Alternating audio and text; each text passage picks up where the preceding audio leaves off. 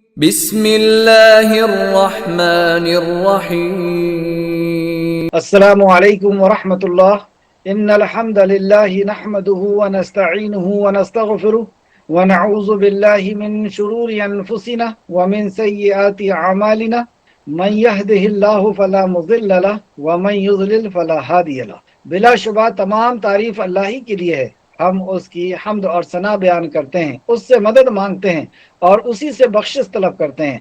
اپنے نفس کی شرارتوں اور اپنے برے اعمال سے اللہ کی پناہ میں آتے ہیں۔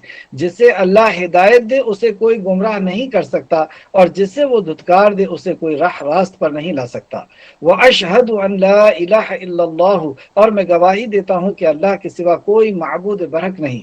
وَحْدَهُ لَا شَرِيكَ لَهُ، وہ اکیلا ہے، اس کا کوئی شریک نہیں۔ وَأَشْهَدُ أَنَّ مُحَمَّدًا عَبْدُهُ وَرَسُولُهُ، اور میں گواہی دیتا ہوں کہ محمد صلی اللہ علیہ وسلم اللہ کے بندے اور اس کے رسول ہیں۔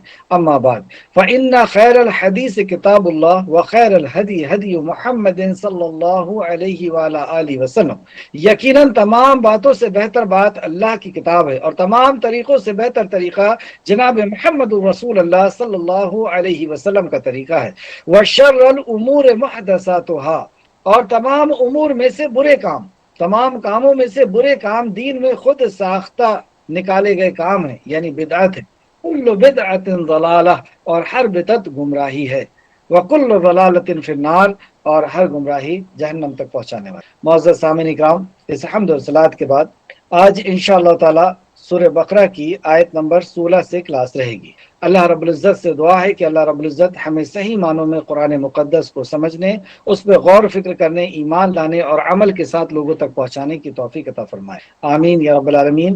پچھلی آیتوں میں منافقین کا ذکر تھا، منافقین کی صفات کا، اور جیسے کہ ہم جانتے ہیں کہ منافق دو طرح کے ہوتے ہیں، ایک اعتقادی منافق یعنی پری پلان اس منافق ہونا، منافقت اختیار کرنا، کہنا کہ ہم اسلام میں ہیں اور حقیقت میں اللہ کے تعلق سے، نبی کے تعلق سے، فرشتوں اور کتاب کے تعلق سے اور انبیاء کے تعلق سے، آخرت کے تعلق سے اس کا یقین نہیں ہوتا، یہ اعتقادی منافق۔ اور دوسرا منافق جو عملی منافق ہوتا ہے، جس کے اندر وہ اعمال ہوتے ہیں جن اعمال کو کتاب و سنت میں یعنی قرآن و حدیث میں نفاق کے عمل کہے گئے، ان کا ذکر چل رہا تھا۔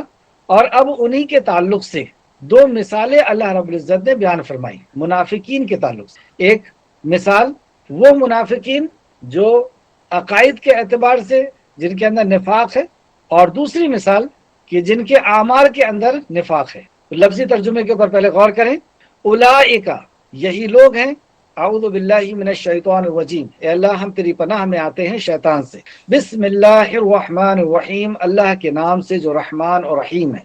اولئک، یہی لوگ ہیں، الذین، جنہوں نے اشتروا، خرید لی، ضلالت گمراہی، بالہدا، بدلے ہدایت کے۔ یہ منافق وہ لوگ ہیں کہ جن کے پاس ایک طرف کتاب و سنت تھی اور ایک طرف گمراہی تھی، ایک طرف اللہ رب العزت کے احکامات تھے اور دوسری طرف شیطان کی پیروی تھی، تو انہوں نے خالق کو چھوڑ کر کے اور شیطان کو قبول کر لیا، تو انہوں نے خرید لی گمراہی ہدایت کے بدلے۔ فما، تو نہ، ربحت، فائدہ مند ہوئی، تجارتہم، تجارت ان کی، وما، اور نہ، کانو، تھے وہ، مہتدین، ہدایت پانے والے۔ مثلہم، مثال ان کی، اب ایسے لوگوں کی مثال، کمثلی، جیسے مثال، الذی استوقد، اس کی جس نے جلائی، نارا، آگ، نار آگ کو کہتے ہیں، فلما، پھر جب، اضاءت، اس نے روشن کر دیا، اضاءت، اس نے روشن کر دیا، ماحولہ، ماحول اس کا، جب آگ جلے گی تو ظاہر سی بات ہے کہ ماحول روشن ہو جائے گا۔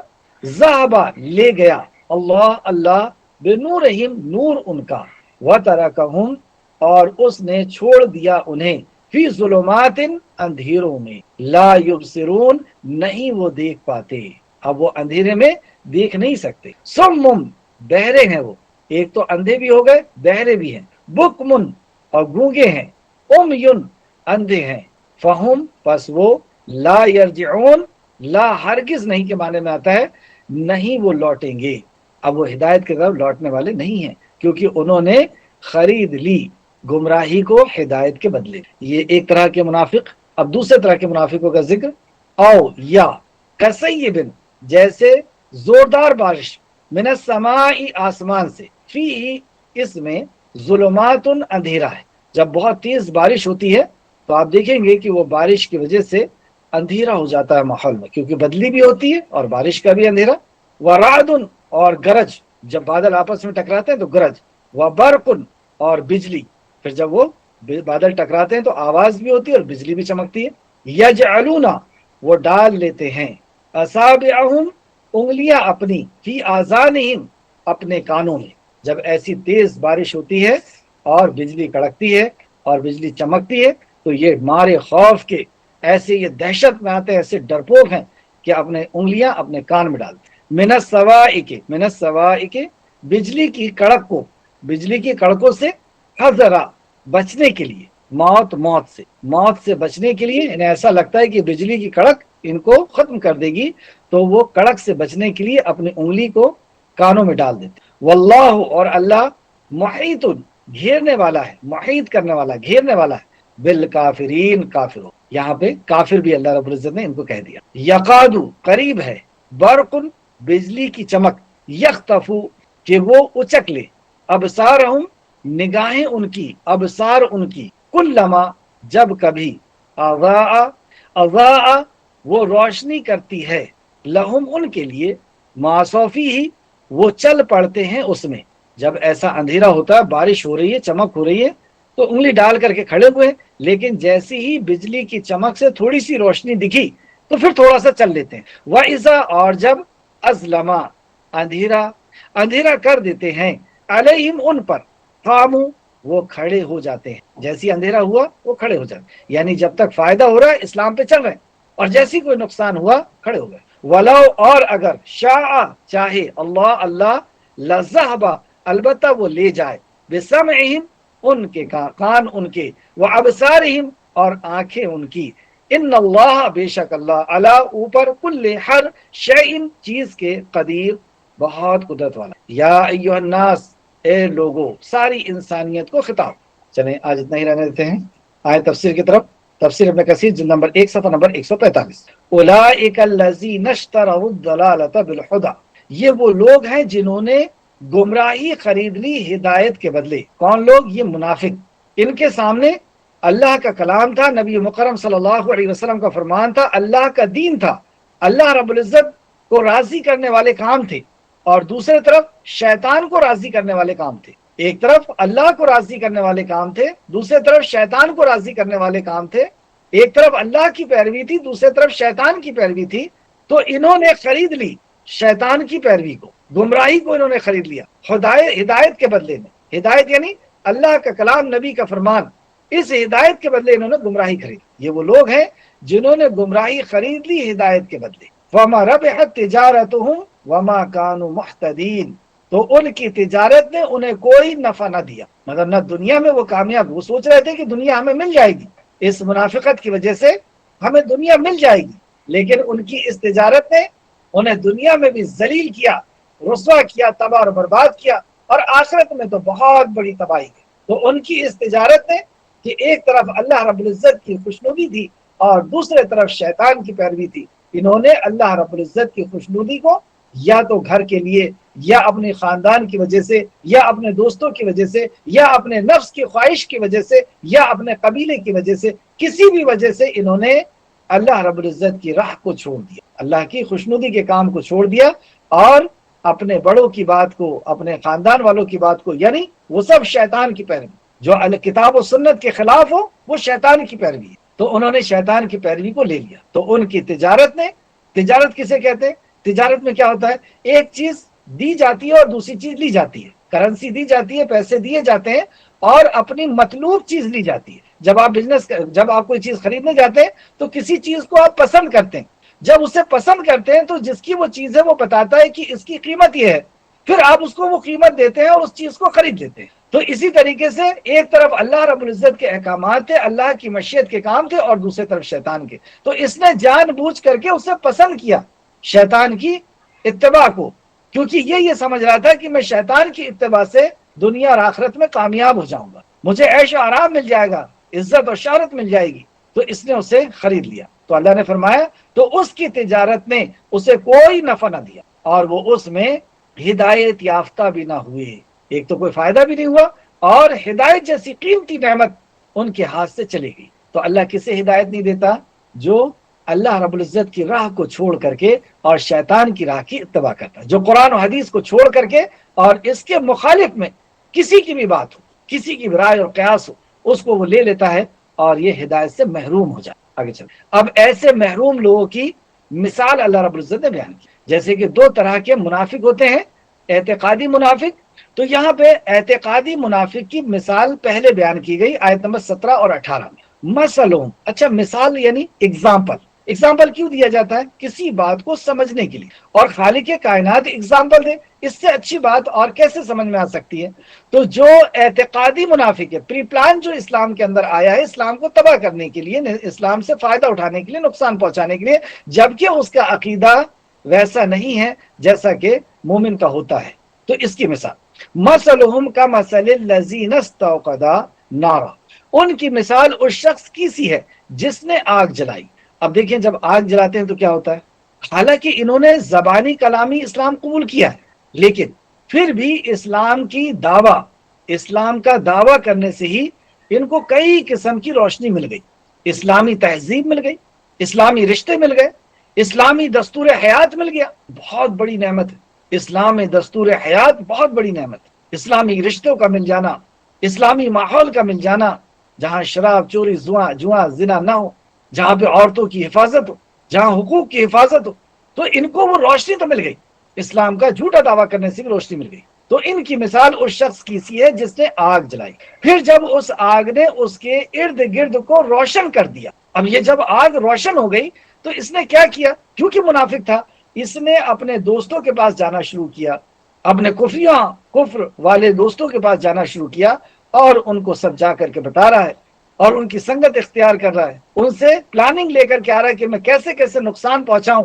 تو اس حرکت کی وجہ سے، کیونکہ یہ اسلام میں نہیں ہے، تو اللہ رب العزت نے اس کے نور کو چھین لیا. تو اللہ نے اس کی روشنی دے گیا، یعنی جو حقیقی دل کی روشنی تھی، دل کا جو نور تھا، وہ نور اس سے حاصل نہیں ہوا. ظاہری نور، ظاہری فائدہ، ظاہری روشنی تو اس سے حاصل ہوئی، لیکن دل ہی اندھیرا ہے، دل کے اندر عقیدہ ہی روشن نہیں ہے، عقیدے کی روشنی نہیں ہے. تو وہ ظاہری روشنی اسے کوئی فائدہ نہ پہنچائی، بلکہ اللہ نے اس کی روشنی لے گیا اور انہیں اندھیروں میں چھوڑ دیا. اندھیرے میں نہیں، اندھیروں میں چھوڑ دیا. ظلمات، کئی قسم کے اندھیرے، گھنگور اندھیرے میں چھوڑ دیا، یوں کہیے. بس وہ دیکھ نہیں پاتے.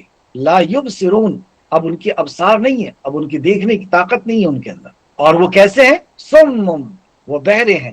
بکمن، ان کی بک نہیں پھوٹتی، وہ بول نہیں سکتے، گونگے ہیں. امیون، اندھے ہیں. فہم لا یرجعون، لا ہرگز نہیں، بس وہ نہیں لوٹیں گے. اب وہ ہدایت کی طرف لوٹنے والے نہیں ہیں. کیوں ہوا ایسا؟ کیونکہ یہ اعتقادی ہی منافق تھے. انہوں نے خود گمراہی کو خریدی تھی ہدایت کے بدلے، قرآن و حدیث کے روشنی کے بدلے. کیونکہ اسلام میں آئے تھے تو روشن تو ہو گئی، ان کا آس پاس روشن ہو گیا، لیکن دل ہی تاریک تھا، دل ہی اندھیرا تھا، دل ہی ان کا عقیدہ ہی درست نہیں تھا، اللہ کے تعلق سے، نبی کے تعلق سے، اور آخرت کے تعلق سے، کتاب کے تعلق سے. تو اللہ نے ان کی روشنی لے گیا اور انہیں اندھیروں میں چھوڑ دیا. کیونکہ اگر دل روشن نہیں ہے تو پھر اصل روشنی تو دل کی روشنی ہے. جیسا کہ سورہ حج آیت نمبر 46 میں اللہ نے فرمایا، بات یہ ہے کہ آنکھیں اندھی نہیں ہوتی، بلکہ دل جو سینے میں ہے وہ اندھے ہوتے. آنکھیں اندھی نہیں ہوتی، اصل میں وہ دل اندھا ہوتا ہے جو سینے میں. لہٰذا یہ اس ہدایت کے طرف کبھی بھی واپس نہیں آئیں گے جس کا انہوں نے ضلالت کے بدلے میں بیچ دیا تھا. کیونکہ انہوں نے خود بیچ دیا نا، گمراہی کے بدلے میں انہوں نے ہدایت کو بیچ دیا، قرآن و حدیث کو انہوں نے چھوڑ دیا اور منمانی زندگی کو انہوں نے لے لیا. اب ان کی زندگی تاریخ ہو. اور کیسے ہو گئی ہے؟ سم بکم عمی فہم لا یرجعون، جیسے کہ سورہ ہجر آیت نمبر 46 میں فرمایا. اچھا یہاں پہ دیکھیں ظلمات کہا اللہ رب العزت. تو ظلمات یعنی اندھیرا. کس چیز کا اندھیرا؟ یہ ان کے اندھیرے سے مراد شک کا اندھیرا، کفر کا اندھیرا، نفاق کا اندھیرا. تفسیر ابن کثیر صفحہ نمبر 147. بہرحال یہ آیت آگے آنے والی ہے. دوسرے جو منافق ہیں ان کی مثال، جو اعتقادی منافق نہیں ہے، عملی منافق. اور اس کو بہت غور سے سمجھیں. او کسیب من السماء، یا ان کی مثال زوردار بارش کی سی ہے جو آسمان سے آتی ہے. اب یہ دوسرے لوگ ہیں، ان کی مثال زوردار بارش جو آسمان سے آتی ہے. آسمان سے بارش آتی ہے، رحمت ہے، اللہ زوردار آ رہی ہے، رحمت پہ رحمت آ رہی ہے. فی ظلمات، اس میں اندھیرا ہوتا ہے، دیکھ، کیونکہ بادل کا اندھیرا اور بارش کا اندھیرا. تو یہ ظلمات کیا ہے؟ ان اندھیروں سے مراد شک، کفر، نفاق کے اندھیرے. اب ان کے وہ رحمت تو آ رہی ہے، لیکن ان کے دل کے اندر جو اندھیرا ہے، شک کا اندھیرا، نفاق کا اندھیرا، کفر کا اندھیرا، یہ سب تاریکی ہے. یہ جتنے گناہ کے کام ہوتے ہیں یہ تاریکی ہے، اور نیکی کے کام یہ روشنی ہوتی ہے. وہ رعد، اور اس کے اندر رعد ہے.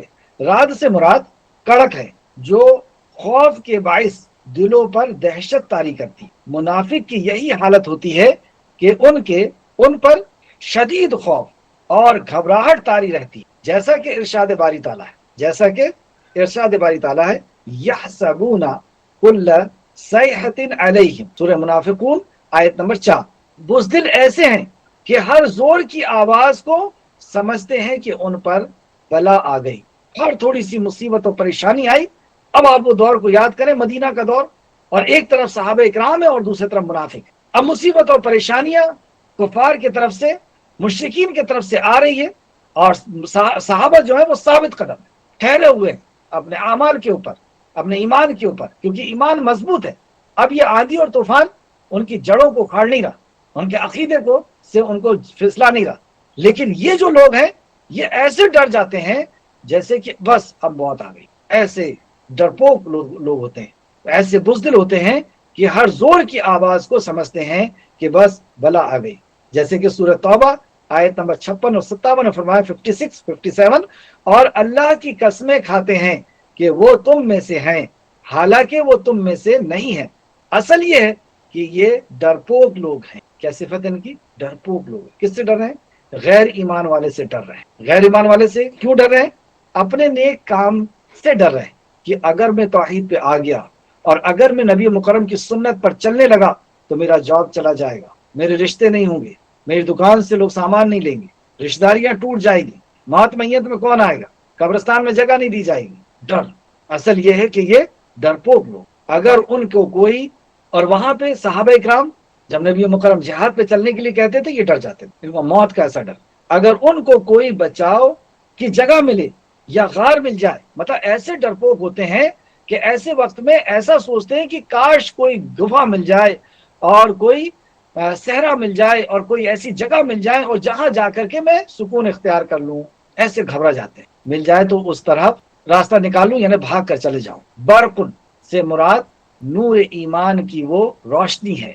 اب جو برق یعنی بادل کے آپس میں ٹکرانے سے جو چمک نکلتی ہے، یہ برق سے مراد ایمان کی وہ روشنی ہے جو بعض اوقات ان منافقوں کے دل میں چمکتی. یعنی کیونکہ یہ عملی منافق ہے نا، تو کبھی کبھی ان کے اندر وہ چمک بھی آتی ہے ایمان کی کہ نہیں مجھے یہ کام کرنا ہے. اب وہ کام کرنا شروع کیے اور پھر مصیبت آئی اور پھر بھاگ گئے. جیسے کہ آگے فرمایا، کیونکہ بجلی کی چمک بہت شدید اور قوی ہے اور ان کی آنکھیں کمزور ہیں اور ایمان پر انہیں ثابت قدمی بھی نصیب نہیں ہے. ایمان پر ثابت قدمی نصیب نہیں، اس لیے ذرا سی مصیبت اور پریشانی میں یہ سب سے پہلے دین کا کام چھوڑتے ہیں یا دین پہ عمل کرنا چھوڑتے ہیں. علی بن ابو طلحہ ابن عباس رضی اللہ عنہ سے یقاد البرق یخطف ابصارہم کی تفسیر میں روایت کرتے ہیں کہ قرآن مجید کی مضبوط و مستحکم آیتیں منافقوں کے تمام کمزوریوں کو کھول کھول کر بیان کرتی. اللہ، یہ آیتوں کو پڑھ کر کے ہمیں خود ڈر محسوس ہو رہا ہے کہ واقعی جب ہم دین پر عمل کرنے لگتے ہیں اور دین کو لوگوں تک پہنچانے لگتے ہیں تو مصیبت اور پریشانیاں آتی ہیں. اس وقت کیا حال ہوتا ہے؟ اس وقت کیا ہم ثابت قدم رہتے ہیں؟ کیا ٹھہر جاتے ہیں یا بھاگ جاتے ہیں، عمل چھوڑ دیتے ہیں اور پیغام پہنچانا چھوڑ دیتے ہیں؟ اور علی بن ابو طلحہ ہی نے ابن عباس رضی اللہ عنہ سے اس آیت کی تفسیر میں روایت کیا ہے کہ اسلام کو جب عزت و سربلندی نصیب ہوتی ہے. اب غور سے سنیں، ابن عباس کیا فرماتے ہیں اس آیت کی تفسیر میں کہ اسلام کو جب عزت اور سربلندی نصیب ہوتی ہے تو منافق کو بھی قدر اطمینان ہونے لگتا ہے. منافق بڑا اطمینان میں رہتا ہے.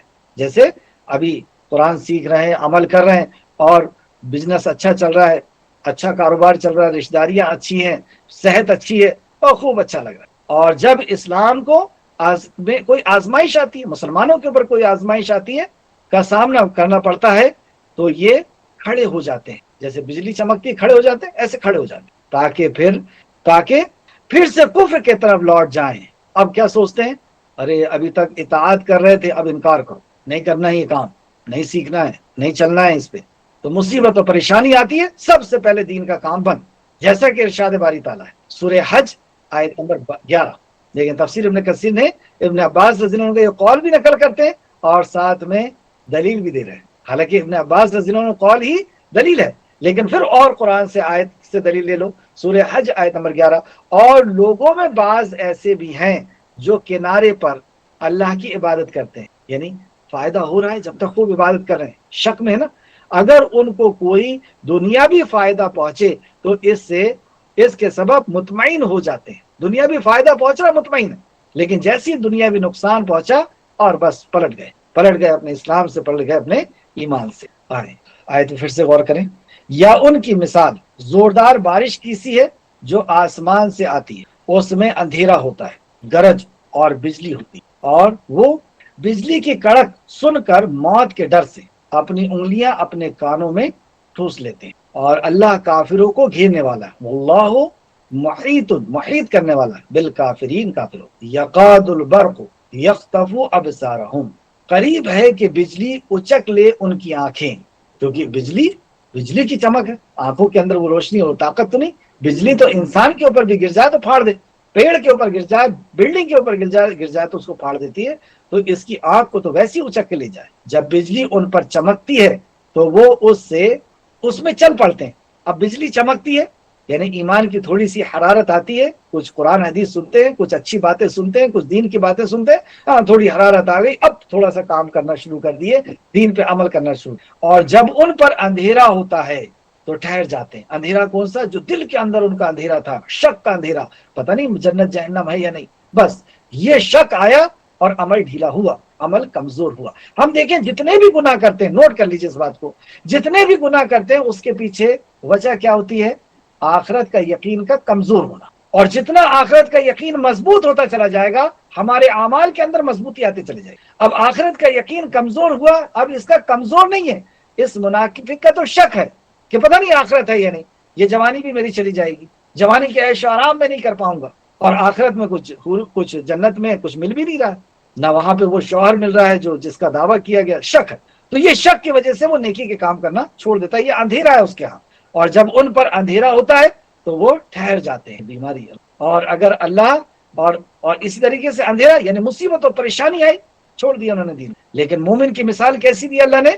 مومن کی مثال پیڑ سے ہے کہ جس کی جڑ مضبوط ہوتی ہے، یعنی عقیدہ توحید اس کا مضبوط ہوتا ہے، اب بڑی بڑی آندھی اور طوفان بھی آتے ہیں تو وہ پیڑ اکھڑتا نہیں ہے، جھک جاتا ہے، اور وہ پیڑ کون سا ہے؟ نبی کریم صلی اللہ علیہ وسلم نے فرمایا وہ کھجور کا پیڑ ہے، اور کھجور کے پیڑ کی جڑیں جو ہے بہت مضبوط ہوتی ہیں، وہ جنگلوں میں اندر میں اور پتھروں میں بھی وہ اپنی جڑوں کو مضبوط کر لیتا۔ لیکن منافق، اب اس کے اوپر مصیبت و پریشانی آئی کیونکہ اس کی جڑ اوپر ہی اوپر ہوتی ہے۔ سورہ ابراہیم آیت نمبر 24، 25، 26 میں، تو 26 میں فرمایا اللہ نے کہ اس کی جڑیں منافق کی جو ہوتی ہے، کافر کی ہوتی ہے، وہ اوپر اوپر ہوتی ہے، ذرا سے بھی آندھی اور طوفان آیا اس کا عقیدہ ختم، اس کی جڑ اکھڑ گئی، جڑ سے مراد عقیدہ توحید، اور جب ان پر اندھیرا ہوتا ہے تو وہ ٹھہر جاتے ہیں، اور اگر اللہ چاہے تو ان کے کان اور ان کی آنکھیں چھین لے۔ کیوں چھین لے؟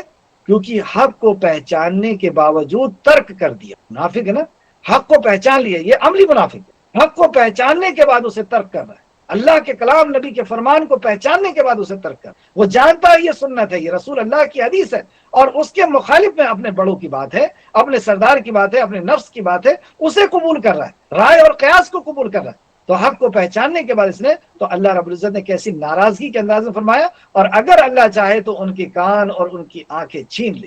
ان اللہ علی کل شیء قدیر، یقیناً اللہ ہر چیز پر خوب قادر ہے، اللہ قادر ہے اس بات پر کہ تمہیں نکال لے۔ تو ابن عباس رضی اللہ عنہ فرماتے ہیں کہ انہیں یا تو اللہ سزا دے یا معاف کر، اگر اللہ چاہے تو چھین لے، اور اللہ رب العزت چاہے تو انہیں معاف فرمائے۔ تو اس آیت کی تفسیر میں سورہ ہجر کی آیت نمبر 11 اور لوگوں میں بعض ایسے بھی ہیں جو کنارے یعنی شک پر اللہ کی عبادت کرتے ہیں، اگر ان کو کوئی دنیاوی فائدہ پہنچے تو اس کے سبب مطمئن ہو جاتے ہیں۔ اب ہمارا حال تو ایسا نہیں کہ دنیاوی فائدہ ہو رہا ہے تو اسلام کو فالو کر رہے ہیں، اسلام کو سیکھ رہے ہیں، اور اگر ذرا سی بھی آزمائش آ گئی چھوڑ چھاڑ کر کے سب ختم ہو گئے، بہت ہم اپنا حصہ۔ اب دیکھیں انجام کیا ہوگا ان کا، اعتقادی منافق ہو یا یہ دوسرے منافق ہو، انجام۔ تفسیر ابن کثیر صفحہ نمبر 149۔ حضرت ابن عباس رضی اللہ عنہ سے روایت ہے کہ روز قیامت یعنی قیامت کے دن اہل توحید میں سے ہر ایک کو نور عطا کیا جائے گا، یہ وہ نور، ہر ایک کو نور عطا کیا جائے گا۔ منافق کا نور جو ہے وہ اچانک گل ہو جائے گا، بند، تو مومن بھی اس منظر کو دیکھ کر ڈر جائیں گے اور اپنے رب تعالیٰ سے دعا کریں گے، ربنا اتمم لنا نورنا، سورہ تحریم آیت نمبر 8، اے ہمارے پروردگار ہمارے نور ہمارے لیے پورا کر، یعنی ہمارا نور نہ چلا جائے اللہ۔ اس طریقے سے ایک اور روایت ہے کہ ہر اس شخص کو جس نے دنیا میں ایمان کا اظہار کیا ہو، بھلے ہی جھوٹا اظہار کیا، کیسا بھی اظہار اس نے کیا، تو جس نے بھی اظہار کیا ہے اسے نور دیا جائے گا، روز قیامت اسے نور دیا جائے گا، مگر پل صراط عبور کرتے وقت، پل صراط وہ پل جو جہنم کے اوپر سے ہو کر کے گزر رہا ہے، اور جو پل تلوار سے بھی زیادہ باریک ہے کہ جس پر سے گزر پانا صرف اسی کا ہوگا جس کو اللہ چاہے گا، یعنی مومن ہی اس پہ سے گزر پائے گا، مگر پل صراط عبور کرتے ہوئے منافق کا نور گل ہو جائے گا، ایسی ہی وہ ایک تلوار کی طرح وہ پل ہے اور اوپر سے روشنی ختم ہو جائے، کیا حالت ہوگی؟ مومن یہ منظر دیکھے گا تو وہ ڈر جائے گا، مطلب مومن جب دیکھے گا منافق کا نور ختم ہو گیا تو وہ ڈر جائے گا اور دعا کرے گا، ربنا اتمم لنا نورنا، اے اللہ ہمارا نور باقی رکھ۔ یہ تھی مومن کی صفات اور ان کا انجام اور ان کی مثال۔ مومن دو قسم کے ہوتے ہیں اور کافر بھی دو قسم کے ہوتے ہیں، منافق کی بھی دو قسم۔ مومن کی دو قسمیں، مقربین، پہلی قسم مقربین اور دوسرا ابرار، اس کے تعلق سے ہم آگے پڑھیں گے۔ کافر کی بھی دو قسمیں ہوتی ہیں، ایک کفر کا دائی، کفر کی طرف بلانے والا، اور ایک پیروکار، یعنی شرکس، ہر شرکس کا پیروکار، جو جیسا کہہ رہا ہے ویسا وہ کفر کرتے چلا جا رہا ہے، اور ایک جو خود کفر کو ایجاد کرنے والا اور کفر کا دائی، اس کی طرف بلانے والا، جس کے تعلق سے آپ دیکھ سکتے ہیں سورہ ہجر آیت نمبر 8 اور سورہ ہجر آیت نمبر 22۔ اور منافق کی بھی دو قسمیں ہیں، ایک اعتقادی اور ایک عملی۔ یہاں پر تین طرح کے لوگوں کا اللہ نے ذکر کیا، مومنین کا اور ان کی صفات بنائی، کافر کا اور اس کی صفات بتائی اور ان کا انجام، مومن کا، مومن کی صفات اور مومن کا انجام کہ اللہ رب العزت ان سے کامیاب ہو گیا اور وہ فلاح پا گئے، کافر کا اور کافر کی صفات اور کافر کا انجام کہ وہ بڑے عذاب میں ہوں گے، مومن کا دردناک عذاب ہوگا ان کے لیے علیم۔ تو منافق کا ذکر، منافق کی صفت اور منافق کا انجام، اور پھر منافق کی صفات بھی، تو منافق کے لیے اگزامپل دی۔ اب یہ تین طبقات کا ذکر کرنے کے بعد اب یہ تینوں طبقات سے ایک ساتھ اللہ رب العزت خطاب کر، آیت نمبر 21، یا ایھا الناس، ناس یعنی لوگوں، تو لوگ میں تینوں قسم کے لوگ آ گئے، مومن بھی آ گئے، یعنی ہم نے اپنا محاسبہ کر لیا، ہم نے چیک کر لیا کہ کتنی صفات ہماری مومنوں کی ہیں، کتنی کافروں کی ہیں، کتنی منافقوں کی ہیں۔ اللہ سے ہم توبہ کرتے ہیں کہ اللہ اے خالق اے مالک، جو صفات ہمارے اندر کفر کی یا منافقت کی ہے، اے اللہ اس کو نکال دے، اس کو ختم فرما دے اور خالص ہمیں مومن بنا دے۔ تو یہ تینوں طرح کے لوگوں سے اللہ نے خطاب کرا، یا ایھا الناس، اے لوگوں، لوگ یعنی سارے قسم کے لوگ، اے مانو جاتی کے لوگوں، اے آدم ذات۔ تو کیا سب سے بات ہو رہی ہے قرآن سے؟ قرآن کے ذریعے اللہ سب سے بات کرتا ہے، جبکہ لوگ تو یہ سمجھتے ہیں کہ قرآن مسلمانوں کی کتاب ہے، اور مسلمان یہ سمجھتے ہیں کہ قرآن عالموں کی کتاب ہے، یعنی لوگ یہ سمجھتے ہیں کہ قرآن مسلمانوں کے سمجھنے کے لیے نازل ہوئی، مسلمانوں کے عمل کرنے کے لیے نازل ہوئی، اور مسلمان یہ سمجھتے ہیں کہ یہ عالم کو سمجھنے کے لیے نازل ہوئی اور عالم کو عمل کرنے کے لیے نازل ہوئی۔ ہم سے تو کوئی قبر میں سوال نہیں ہونے والا، جو سوال عالم سے ہونے والا ہے سیم وہی سوال ہم سے ہونے والا ہے۔ وہاں یہ نہیں پوچھا جائے گا کہ تم عالم ہو یا نہیں ہو، وہاں تو صرف سوال ہوگا من ربوں کا، ما دینوں کا، ما نبیوں کا۔ یہ نہیں پوچھا جائے گا تم کس فرقے سے ہو، کس جماعت سے تمہارا تعلق ہے، کس مذہب سے تمہارا تعلق ہے، سب سے ایک طرح کا سوال، وہ مومن ہو، وہ منافق ہو، وہ کافر ہو، تو سب سے خطاب۔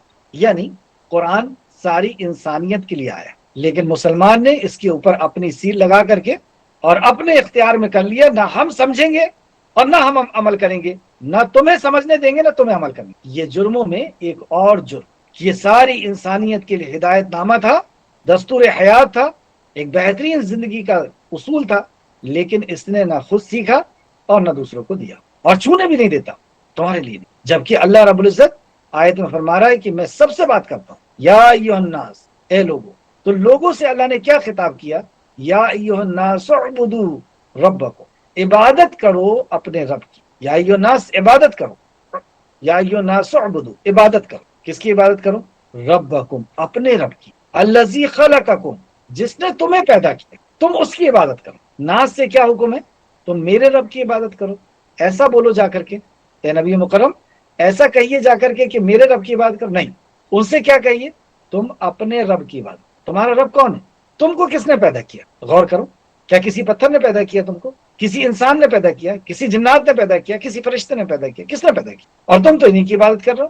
تو تم اس کی عبادت کرو جس نے تم کو پیدا کیا۔ سورہ یاسین میں بھی حبیب نجار اپنی قوم کو یہی کہتے ہیں کہ میری بات تو سنو، میں تمہارے پالنہار پر ایمان لا چکا، کیونکہ جو تمہارا پالنہار ہے، جس نے تم کو پیدا کیا، جو تمہارا رب ہے، وہی میرا بھی رب ہے، جس نے تمہیں کان، آنکھ اور دل دیا، جس نے آدم علیہ السلام کو مٹی سے پیدا کیا، جس نے تمہیں دو نطفوں سے پیدا کیا اور بہترین پیدا کیا، جس نے سورج، چاند، زمین و آسمان بنائی، وہ تمہارا رب ہے اور میرا بھی رب وہی۔ تم اپنے رب کی عبادت کرو، یعنی جس نے تم کو پیدا کیا اس کی عبادت کرو، نہ کہ اس کی عبادت جس کو تم نے پیدا کیا۔ یعنی اس میں، ان میں اور ہم میں کیا فرق ہے؟ ان میں اور ہم میں یہ فرق ہے کہ ہم بنانے والے کی عبادت کرتے ہیں اور یہ اپنے ہاتھ سے بنا کر اس کی عبادت کریں۔ کتنا بڑا فرق ہو گیا؟ یعنی ہم ان کے معبود کی عبادت کرتے ہیں کیونکہ ان کا معبود ہمارا بھی معبود ہے، اور یہ اپنے عقل سے باطل معبود بنا کر ان کی عبادت کریں۔ بات کلیئر ہوگی؟ تو دعوت کا انداز کیا سکھایا اللہ نے؟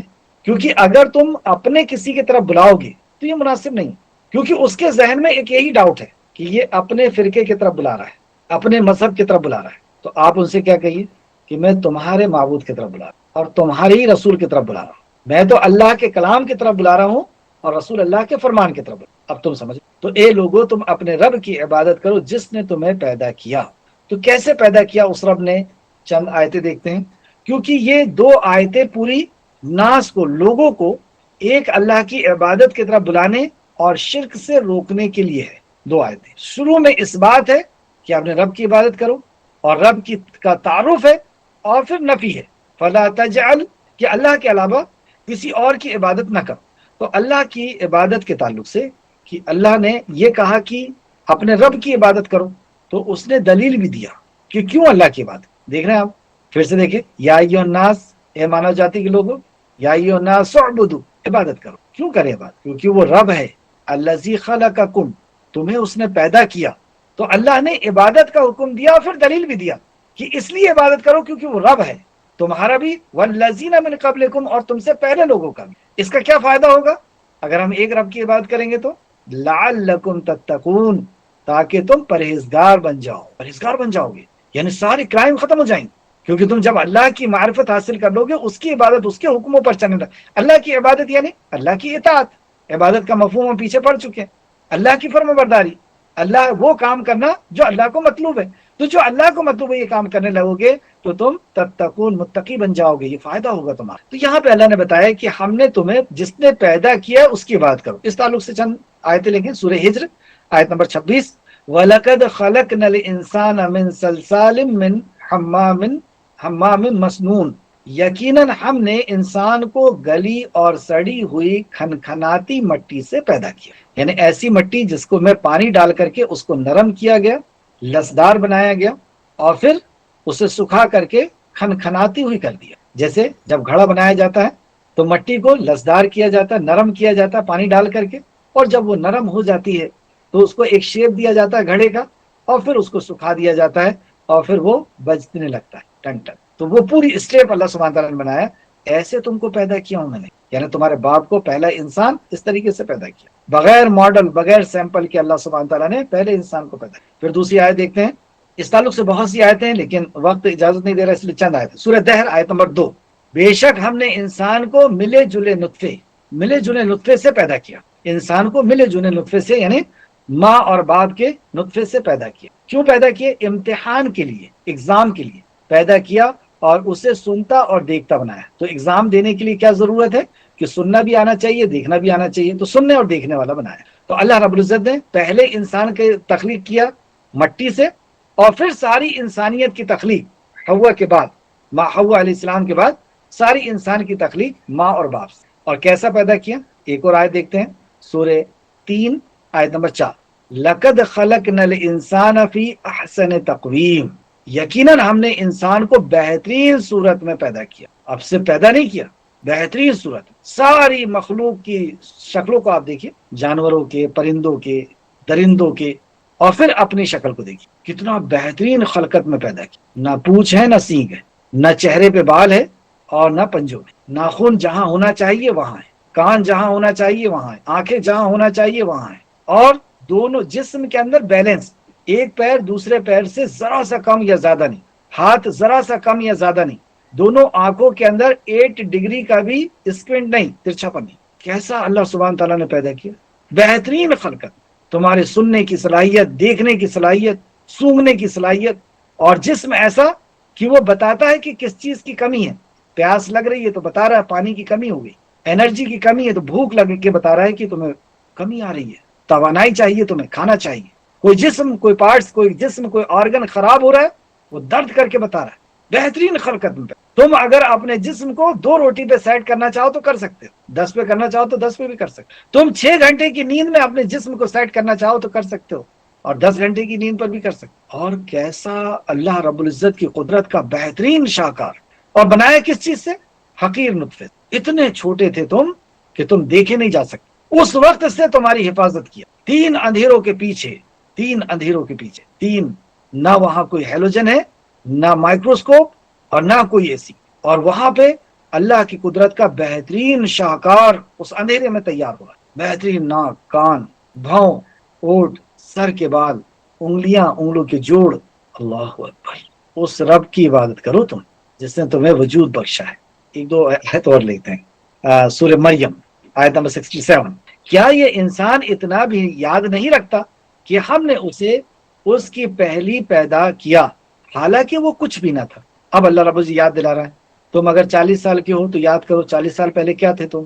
تمہارا نام و نشان نہیں تھا، کچھ نہیں تھا. پہلی بار پیدا کیا بغیر ماڈل، بغیر سیمپل کے، کہ اس کا ڈی این اے ایسا ہوگا، اس کے سیل ایسے ہوں گے، اس کی آواز ایسی ہوگی، اس کا فنگر پرنٹ ایسا ہوگا، اس کا آئرس ایسا ہوگا. یہ سب کچھ کس نے طے کیا؟ اگر سب اپنے آپ ہو رہا ہے تو پھر ایک ساتھ ایک ماں سے 2 بچے ہوئے ہیں تو دونوں کی آواز ایک جیسی ہونا چاہیے، ان کی تقدیر ایسی ایک جیسی ہونا چاہیے، اس کا فنگر پرنٹ ایک جیسا ہونا چاہیے، ان کا ڈی این اے ایک جیسا ہونا چاہیے. اگر سب اپنے آپ ہو رہا ہے تو سارے بچے ایک جیسے دکھنا چاہیے نا. پھر یہ الگ کیسے ہو رہا ہے؟ کروڑوں اربوں کسی کا فنگر پرنٹ کیوں نہیں مل رہا؟ کس کے پاس ہے اتنا بڑا خزانہ، ساؤنڈ کا اتنا بڑا خزانہ کہ کروڑوں اربوں لوگ پیدا ہو گئے، کسی کا ساؤنڈ کسی سے نہیں. تو فرمانے باری تعالیٰ انسان اتنا بھی یاد نہیں رکھتا کہ ہم نے اسے اس سے پہلے پیدا کیا حالانکہ وہ کچھ بھی نہ تھا، کوئی وجود نہیں تھا تمہارا، تمہیں وجود بخشا. اس رب کو چھوڑتے ہو، اس رب کے اوپر کمزوری ثابت کرتے ہو شرک کر کے. آگے ایک آیت اور، سورہ ملک آیت نمبر 23 سے 24. قل هو الذی انشاءکم وجعل لکم السمع والابصار والافئدۃ قلیلا ما تشکرون. کہہ دیجئے کہ وہی اللہ ہے جس نے تمہیں پیدا کیا. وہ اللہ کی طرف تمہیں عبادت کے لیے بلایا جا رہا ہے، وہ اللہ جس نے تمہیں پیدا کیا. اور تم جس کی عبادت کرتے ہو انہوں نے کیا پیدا کیا؟ اللہ کے سوا کسی نے کچھ پیدا کیا ہے تو بتاؤ نا. سورہ فاطر میں اللہ نے فرمایا آپ کہہ دیجئے کہ تم اپنے قرار دیے ہوئے شریکوں کو کا حال تو بتاؤ جن کو تم اللہ کے سوا پوچھتے ہو، جن کو تم اللہ کے سوا حاجت روا اور مشکل کشا سمجھتے ہو. یعنی مجھے یہ بتاؤ کہ انہوں نے زمین میں سے کون سا حصہ بنایا ہے، ان کا آسمان میں کوئی شراکت ہے؟ بتاؤ تو صحیح انہوں نے کیا بنایا. اور ایک دوسرے مقام فرمایا کہ اللہ کے سوا مکھی بھی نہیں بنا سکتے. یا ایھا الناس ضرب مثل، لوگوں ایک مثال بیان کی جا رہی ہے، ذرا کان لگا کے سنو، غور سے سنو. اللہ کے سوا جن جن کو تم پکارتے ہو اپنی ضرورت کے لیے، مصیبت کے لیے، جن جن کو تم پکارتے ہو وہ ایک مکھی بھی تو پیدا نہیں کر سکتے. اگر وہ سارے کے سارے ہی جمع ہو جائیں مطلب جن جن کو پکارتے وہ سب جمع ہو جائیں، سارے سائنٹسٹ بھی جمع ہو جائیں، اور جن جن کو تم حاجت روا اور مشکل کشا سمجھتے ہو سب جمع ہو جائیں، تو ایک مکھی نہیں بنا سکتے۔ بلکہ اگر مکھی ان کے سامنے سے کوئی چیز لے کر کے اڑ جائے تو وہ اسے واپس بھی نہیں لے سکتے۔ کتنے کمزور ہیں مکھی، اگر کچھ لے کر کے اڑے تو کیوں نہیں واپس لے سکتے؟ بھائی مکھی نے جو سامنے رکھا ہوا تھا اس میں سے، اس چنوجی میں سے، اس جلیبی میں سے کچھ چوس لیا تو اس کے پیٹ میں چلا گیا۔ اب مکھی کو پکڑ کر کے ہم لیب میں لے جائیں، پیٹ پھاڑے اور اس کے اندر سے نکال لیں تو گویا کہ ہم نے چھین لیا، تو یہ آیت جھوٹی ہو جائے گی، پورا مذہب جھوٹا ہو جائے گا۔ لیکن اللہ رب العزت نے فرمایا ہے کہ یہ اتنے کمزور ہیں کہ ایک مکھی جو حقیر سا ایک جو ہے کیڑا ہے وہ بھی نہیں بنا سکتے، اور یہ اتنے بھی کمزور ہیں کہ ان کے سامنے ان کا جو رکھا ہوا ہے ان کی چیز چڑھاوا، وہ مکھی اگر اس میں سے لے کر کے اڑے تو اس سے واپس بھی لینے کی طاقت نہیں رکھتی۔ یہ مکھی ایک ایسا کیڑا ہے کہ جب جس چیز کو وہ چوستا ہے تو وہیں پر اسے ہضم کر لیتا، پیٹ میں جا کر کے ہضم نہیں کرتا، وہیں ہضم کرتا ہے، اور ہضم ہونے کے بعد اس کی انرجی، اس کی توانائی جسم کے پورے حصے میں پہنچ جاتی، یعنی پیٹ میں نہیں جاتا۔ اگر پیٹ میں رہتا تو پھاڑ کے نکال سکتے۔ کیا فرمایا اللہ نے؟ تم واپس بھی لینے کی طاقت نہیں رکھتے، لے سکتے ہو طاقت، واپس کر سکتے ہو۔ تو اللہ فرماتا ہے، آیت میں ہماری واپس آئیں سورہ ملک، قل هو الذی انشاءکم وجعل لکم السمع والابصار والافئدۃ قلیلا ما تشکرون، کہہ دیجئے کہ وہی اللہ ہے جس نے تمہیں پیدا کیا اور تمہیں کان، آنکھ اور دل دی۔ کان کیسی نعمت ہے؟ دور کا بھی پتہ چل جاتا ہے کہ دور سے آواز آ رہی، نزدیک کی آواز بھی سن رہے ہیں، سر تال کو بھی سن رہے ہیں، اچھی آوازوں سے سکون محسوس کر رہے ہیں، اچھی قرأت چل رہی ہے سکون محسوس کر، بری آواز سے بچ رہے ہیں۔ آنکھ دیا، دور کا نزدیک کا دیکھ رہے ہیں، کئی کلر کو دیکھ رہے ہیں، جبکہ دو آنکھ ہے لیکن دکھ ایک رہا ہے۔ اندھیرا، کچھ کم روشنی ہے تو بھی دکھ رہا ہے، زیادہ روشنی ہے تو وہ آنکھ کی آئرس اپنے آپ کو سیٹ کر رہی ہے کہ ریٹینا میں، میکیولا میں اتنا ہی لائٹ جائے جتنے کی ضرورت ہے۔ آنکھ اپنا ورک کر رہی ہے، آپ نہیں کہہ رہے اس کو کہ اب میں اندھیرے میں آ گیا ہوں اور اب مجھے دکھنا چاہیے۔ آنکھ خود اپنے آپ کو سیٹ کر رہی ہے، اپنی پتلی کو پھیلا دے رہی ہے، آئرس کو سکیڑ لے رہی ہے کہ کم روشنی بھی اندر چلی جائے، اور جب زیادہ روشنی میں آ رہا ہو وہ آئرس پھیل کر کے اور روشنی کو کم پہنچا رہی تاکہ زیادہ روشنی میں بھی دیکھ سکے۔ ایسی عجیب و غریب ہے اللہ نے۔ اللہ اکبر! اس آئی بال کے اندر 13 لاکھوں نسیں، 13,70,000 نسیں جو کلر کو پہچاننے کا کام کرتے، آپٹک نرو میں جا کر کے، اور کیا بتایا جائے۔ آپ سبھی جانتے ہیں کہ کیسا عجیب و غریب یہ سسٹم اللہ سبحانہ تعالیٰ نے بنایا۔ اس باڈی کو اللہ نے بنایا تو آنکھ بنائی اور پھر دل بنایا۔ اب دل کے بارے میں کیا کہیں گے؟ سارے آرگن تو ڈبل ہے، دل ہی ایک بنایا، کیوں؟ اور دل کے اندر بھی وہ ساری خوبیاں رکھ دی جو اس کے لیے ضروری تھا، لیکن تم بہت ہی کم شکر کرتے ہو۔ شکوہ کیا کیا اللہ نے؟ تم کم شکر کرتے ہو۔ اور شکر کیا ہے؟ نعمت کی نسبت تم اللہ کی طرف نہیں کرتے، تم مخلوق کی طرف کرتے ہو، اپنے طرف کرتے ہو۔ نعمت کی نسبت تم الحمدللہ کہہ کے نہیں کرتے۔ شکر کا مطلب تم اللہ کی اطاعت اور فرمانبرداری نہیں کرتے، کم شکر کرتے۔ کہہ دیجئے کہ وہی ہے جس نے تمہیں زمین سے پھیلا دیا اور اس کے طرف تم اکٹھا کیے جاؤ گے۔ اسی نے پھیلایا زمین میں اور اسی کی طرف وہ واپس سمیٹ لے گا، کھینچ لے گا۔ جیسے چادر بچھا کر کے کھینچ لی جاتی ہے، ایسے سارے بندوں کو وہ کھینچ کر کے اپنے پاس لے۔ آیت پہ واپس آئیں، یا ایھا الناس اعبدوا ربکم الذی خلقکم والذین من قبلکم لعلکم تتقون۔ اے لوگو تم اپنے رب کی عبادت کرو جس نے تمہیں پیدا کیا۔ عبادت کرو یعنی اس کی اطاعت کرو، اس کے حکم مانو۔ کیوں مانو؟ کیونکہ اس نے تم کو پیدا کیا، وہ جانتا ہے تمہارے لیے کیا کھانا ٹھیک ہے، کیا پینا ٹھیک ہے، کیا سوچنا ٹھیک ہے، کیا پہننا ٹھیک ہے، اس کی اطاعت کرو۔ کیا ہوگا اس سے؟ الذین من قبلکم، اور تم سے پہلے لوگوں کو بھی اس نے پیدا کیا۔ تو جب تم اپنے مالک کی اطاعت کرو گے، لعلکم تتقون، تاکہ تم پرہیزگار بن جاؤ گے۔ الذی جعل لکم الارض فراشا والسماء بناء، وہ رب، اور سنو کون ہے رب؟ تمہارا رب کون ہے؟ وہ رب جس نے تمہارے لیے زمین کو بچھونا بنایا اور آسمان کو چھت بنایا، اور اس نے آسمان سے پانی نازل کیا، پھر اس کے ذریعے سے کئی قسم کے پھل تمہارے لیے نکالا، رزق نکالا، کئی قسم کے رزق نکالا۔ یعنی بس تم اللہ کے ساتھ شریک نہ ٹھہراؤ۔ اب یہ رب ہے نا، یہ تم کو کھلا رہا ہے پلا رہا ہے، تم اس کے ساتھ شریک نہ ٹھہراؤ، حالانکہ تم جانتے بھی ہو۔ فَلَا تَجْعَلُوا لِلَّهِ أَنْدَادًا، کوئی انداد مت بناؤ۔ کیا ہوتا ہے یہ انداد؟ وَأَنْتُمْ تَعْلَمُونَ، حالانکہ تم جانتے ہو۔ انشاءاللہ تعالیٰ یہ تفصیل کو کل ہم لوگ سمجھتے ہیں۔ تفسیر کی روشنی میں آخر میں اللہ رب العزت سے دعا ہے کہ خالق مالک جو کچھ بھی ہم نے پڑھا اس پہ ہمیں مزید غور و فکر کرنے کی توفیق عطا فرما، جب تک ہمیں زندہ رکھ ایمان اخلاص اور عمل صالح کے ساتھ ہمیں زندہ رکھ، ہمارا خاتمہ بالخیر فرما اور نیکوکاروں کے ساتھ ہمارا شمار فرما دے، آمین یا رب العالمین۔ السلام علیکم ورحمۃ اللہ وبرکاتہ۔